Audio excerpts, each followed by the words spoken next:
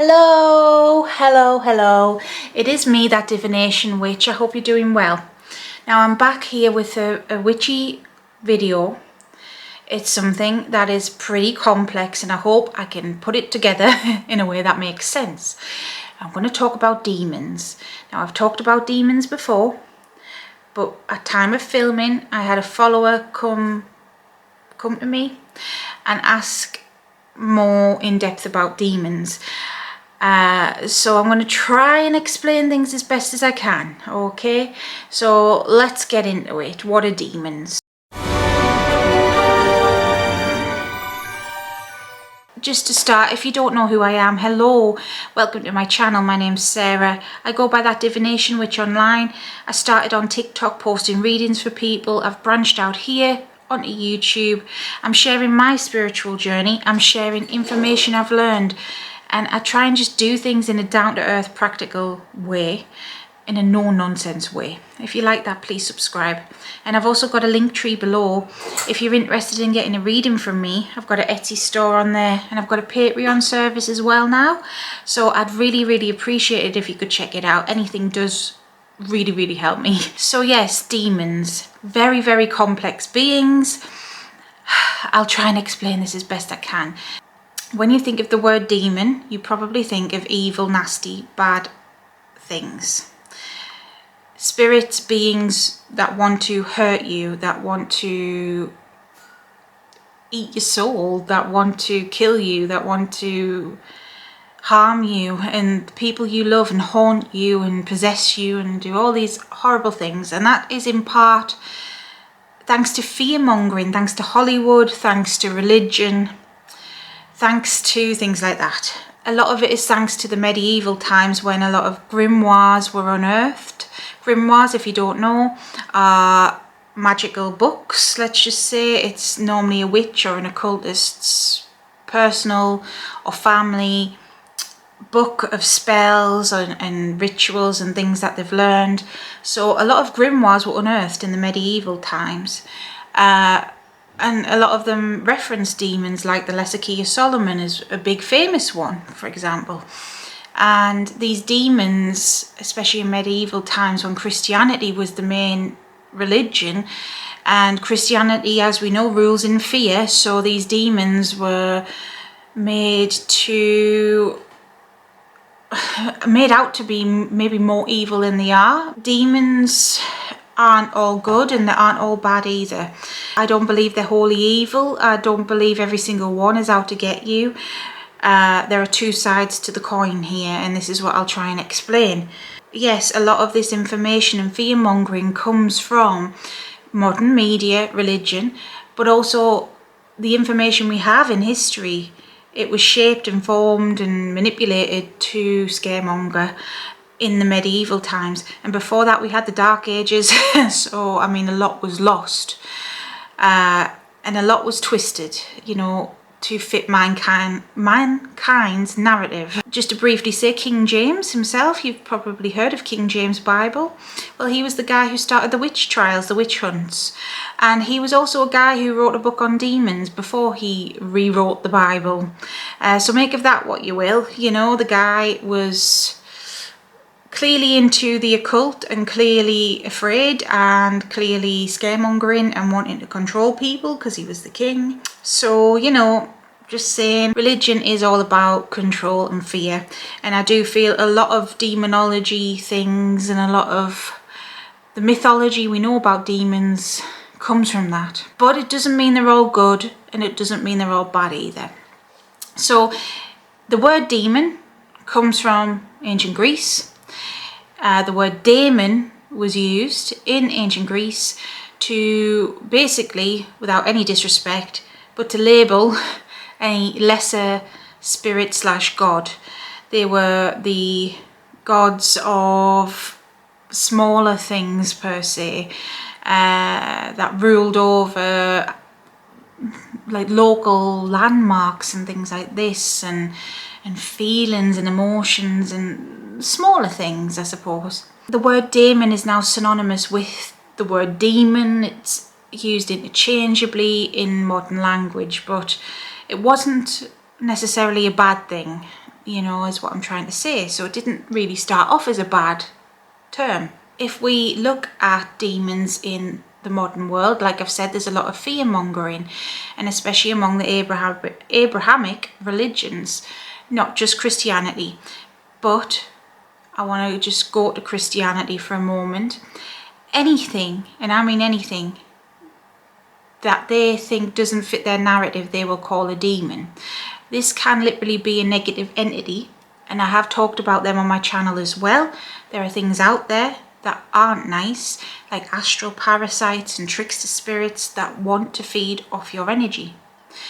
Christians, for the most part, would label that as a demon. That is not a demon. It is not a good thing, definitely not, but it is not a demon, and it is not part of demonology. It is a negative entity. Now, your more extreme right-wing Christians, and not just Christians but other religions as well, but your more right-wing people will call like so many things demonic. You know, there's so many rules around religion. You know, there was a time people were calling Harry Potter demonic, certain music's demonic, certain clothes you wear's demonic, influences around you demonic, everything's demonic and satanic. And in the 80s there was a big thing called satanic panic thanks to, again, fear mongering in modern media. Everything was suddenly evil, and you know, kids were being brainwashed, you know, with modern media, and brainwashed into believing in Satan and Satanism, and it was all up in the air and all scaremongery.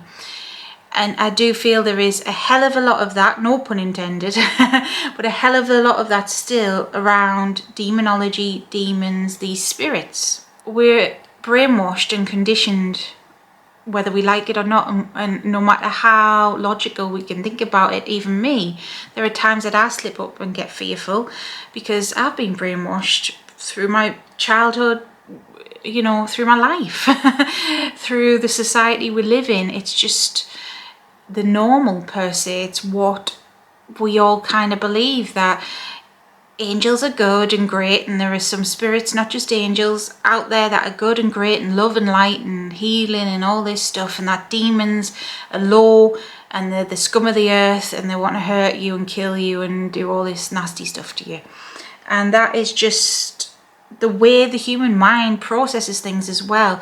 There's always got to be a good and a bad adversary, and that's the way religion is built up on, especially the Abrahamic religions, because the word Satan itself is a title, and it means adversary, it means enemy. And the best stories out there, even Harry Potter, you know, Harry Potter himself is fighting Voldemort, you know, he is fighting the adversary. Any great epic tale out there, Lord of the Rings, I don't know, anything, you've always got your hero fighting the bad guy. There's always got to be a bad guy, and that's the way the human mind and the human psyche processes things and works. Demons are not always the bad guy. I'm going to break down some different types of demons. So first off, going back to Abrahamic faiths, religions, etc., Satan himself. So I just want to say, Satan himself, he is sometimes known as Satanus, and he is a king of hell. There are several kings of hell off the top of my head. I'm not naming all of them, but there is Lucifer, there is Satanus himself, there is Asmodeus, there is Beleth, there is Belial, I can't think, Paimon, there's another one, Payman, I don't know how to pronounce these things. You've probably heard of some of those names. Now these big names, these famous names, some call them devils. They are leaders, they are named demons. Now, Satan, all these names aside, I just want to say for a second, there is an egregore out there. Now, an egregore, if you haven't watched my videos on that, an egregore is a thought form. So if humans believe in something, we can manifest it into reality, even if it's just spiritual reality. And mass fear of something creates a power. So there is Satan per se, a devil, an adversary for the Christians, for the other Abrahamic faiths to believe in, to have that bad guy. And it's a, I don't know how to put it into words other than it is really negative and is genuinely really harmful, and it's a big bad negative entity, and I would never want to mess with that at all. It wasn't always there though, unlike these other beings, Satanas himself included, Lucifer, the others. So when it comes to the demons like those I've mentioned, a lot of these big names are mentioned in all the Abrahamic faiths. To understand demons, we need to kind of understand the Abrahamic faiths. So before Judaism was everything, the world was still made up of polytheist religions, and one of them at the time was the Canaanite religion. And the Canaanite gods comprised of Baal, comprised of Yahweh, Inanna, Anat, and so on and so forth. That's just off the top of my head. I believe Inanna was in there. There were gods before that time as well. Ancient Babylonian gods, Mesopotamian, Sumerian, Akkadian. Now, I'm no historian here, but I know my basics.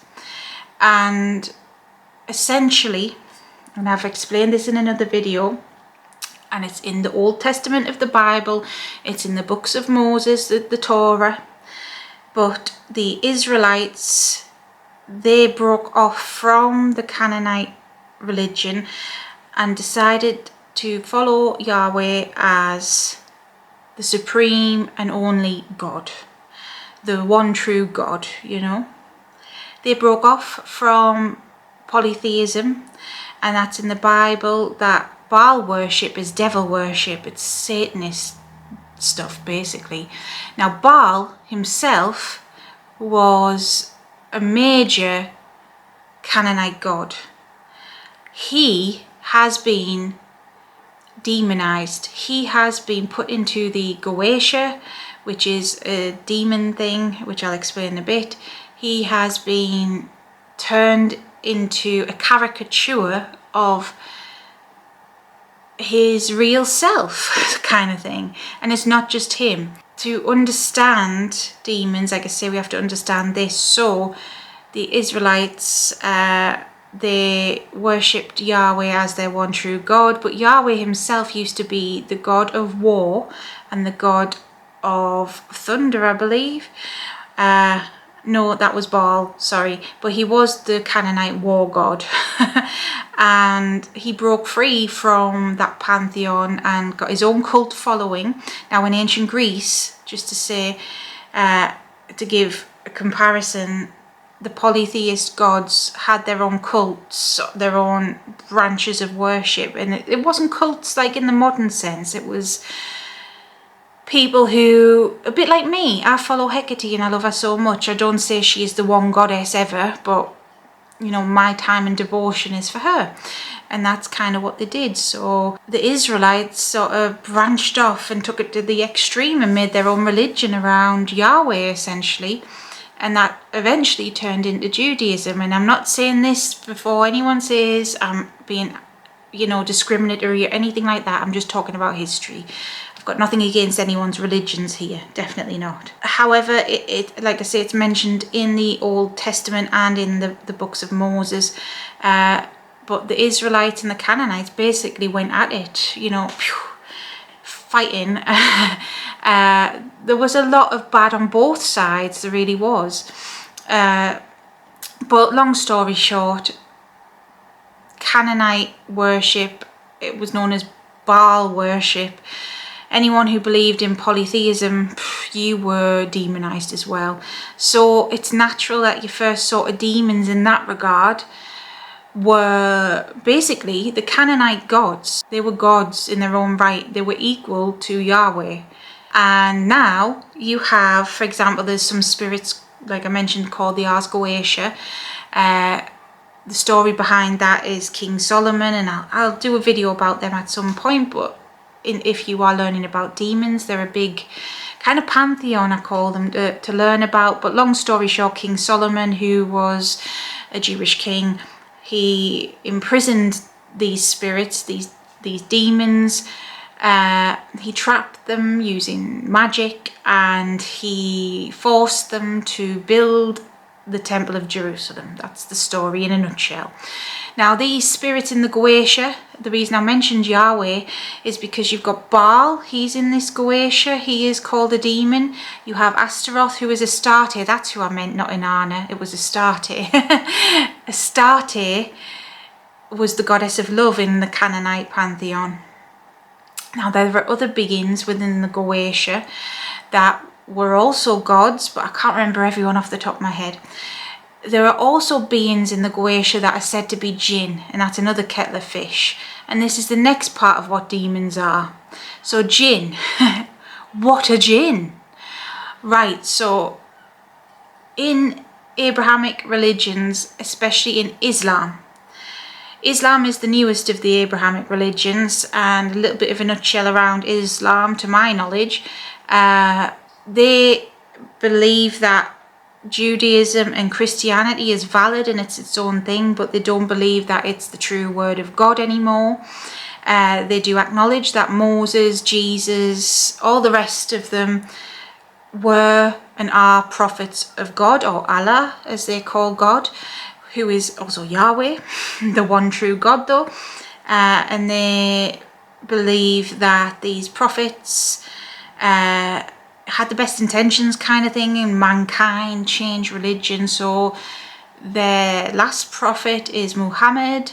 I will, out of respect, say peace be upon him. But he is the last prophet and the seal of the prophets, so that the Quran is the true word of God and cannot be edited by man. That's it in a nutshell. But they do acknowledge that Christianity and Judaism is a thing, and not completely wrong, but not right either, sort of thing. Now, in Islam, they believe that God created the jinn before he created humans. So we all know the myth of Adam and Eve, and it's a common myth throughout all the Abrahamic religions that Adam was the first man that God created in his image. And before he created Adam out of clay, he created the jinn out of fire. And the jinn, they are powerful, and they don't live in the physical realm like us, they live in the spiritual realm. And the jinn, a lot of them grew jealous, grew annoyed, nasty about mankind being kind of favoured over them. They felt like they got the raw deal. So a lot of explanation for the jinn, similar to Christianity I suppose, is that they are nasty, malevolent spirits that want to hurt you, and they are found in like places of non-believers. They are found around people who don't believe in their religion, blasphemers, things like this, and in abandoned and haunted places. And there are some jinn that are good apparently, and want to atone for their sins kind of thing, and have turned to the side of good. So jinn aren't all evil in Islam, but jinn come from a time before Islam. In mythology, they were genies. You've heard of genies in a bottle, Aladdin? Yep, jinn are genies. And one of the most famous jinns, kind of, is Payman. And Payman is a demon king who is normally depicted upon a camel, and has a lot of Middle Eastern kind of influences, and he is said to be one of the major jinns. He's not the only one in the Goetia that's labelled a jinn. But there you go, there's another form of demon and another explanation of demon. And then you have fallen angels. And this is another thing. So fallen angels, most famous, Lucifer, he wanted to have free will. He apparently had too much pride and too much ego, so that's how he fell. But I'm going to talk more about the Watchers. Now, in the book of Enoch, which is a book, the book that was written out of the Bible kind of thing, was found separate from the holy texts. Enoch was another prophet of God, and he became Archangel Metatron as a reward for this. But it was in a time before Noah, so it was in the time of Cain and Abel's descendants. There were some angels that were told to watch over humans. They were called the Grigori, and they were told to just keep an eye on us, sort of thing. But they didn't. And their leader is often said to be Azazel or Azazel, but is sometimes said to be other people. However, these angels came to earth and they gave mankind knowledge, power. They slept with mankind's women, and they created the Nephilim. And the Nephilim are half-breeds. They are half angel, half human beings. And there are a lot of conspiracy theories around these beings, especially in modern times, which I'm not going to get into right now. But the Nephilim themselves are said to be demons. And essentially, because of these abominations, God flooded the earth. And that's where Noah's Ark comes from, to punish mankind and to punish these angels. And the Watchers are some examples of fallen angels, and some of this Goetia, some of them are fallen angels who, like the Watchers, decided they wanted free will, or decided they wanted to give mankind something or other, power. I know Azazel, he taught mankind how to fight, the use of armour and weapons, and he also taught women how to wear makeup and make yourself look beautiful and sexual and seductive, I suppose. This is a common thing, just to say, throughout all history and mythologies, that there are some beings out there that want to give mankind knowledge and power and are punished for it.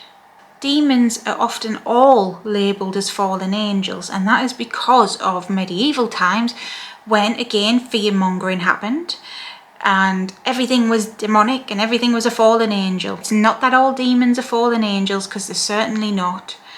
There are different beings labelled as demon. Demon is just a label. It is not a classification of being. There's probably other things out there that I don't know about that are technically demons. The Goetia themselves, it's a big thing to just dive into in this video, because I'm conscious of the time of this video. There's a lot going on and a lot of information to digest here. Let's recap. They are not necessarily evil, and they are not necessarily good. They are from many different mythologies, and they are labelled together. They are comprised of fallen angels, they are comprised of jinn, they are comprised of other gods and goddesses that were demonized for one reason or another. Now, there are demons found in all sorts of religions, so do not think for one second that they're going to give a poop's butt about just one religious figure or one religious iconography. They are their own pantheon per se. That's the way I see them as. Such as the Hellenic gods are their own thing. The Kemetic gods are their own thing. These are their own thing as well. In my experience, when it comes to, say, the Goetia, they've kind of owned that label demon now, especially Baal, King Baal. I have experienced his energy before, and it's basically like, right, well, you want to demonize me, I'll be a demon. You know, the kind of owning this. It's a new face to their energy per se.